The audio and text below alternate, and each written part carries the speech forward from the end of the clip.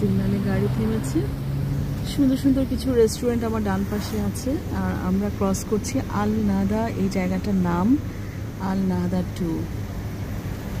তো দুবাইয়ের সব জায়গায় তো আর সবসময় ট্রাভেল করা যায় না, যখন যে জায়গা দিয়ে চলি ফিরি সেই জায়গার কিছু কিছু খণ্ডচিত্র আমি নিয়ে নিই।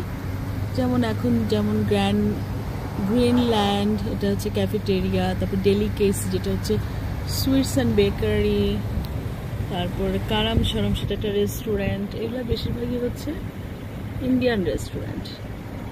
গ্রিনল্যান্ড ক্যাফে, এখানে বেশিরভাগই ইন্ডিয়ান।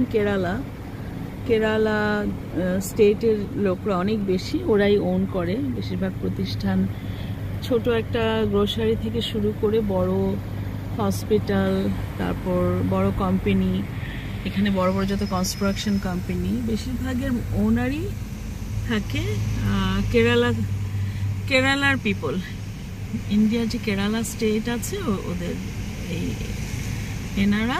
দুবাইটা অনেকটা মানে সেকেন্ড লার্জেস্ট মানে যারা কি বলে হারুন ওদেরকে, ফরেনার্স না, ফরেনার্স যারা, তারা মানে এখানে তো আমরা আজনবী, তারা এগুলো হোল্ড করে। আর হারুন সাহেব কি মসজিদ খুঁজতেছো না কি খুঁজতেছো তুমি?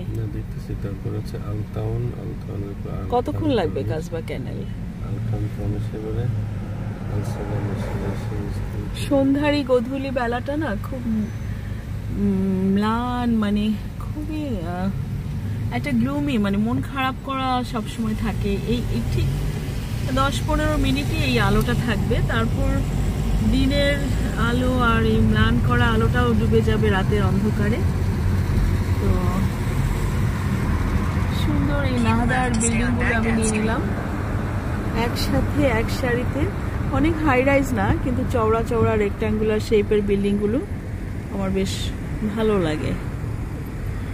নাহদার এই এরিয়াটায় মনে হয় যেন কোনোভাবেই মন খারাপ করার কোনো উপায় নাই। প্রচুর মানুষ মন খারাপ নিয়ে রাস্তায় বসে বসে এত মানুষ দেখে এক কাপ চা আর একটা টোস্ট বিস্কিট কারাক চাতে চুবিয়ে মানুষ দেখলেও মন ভালো লাগে।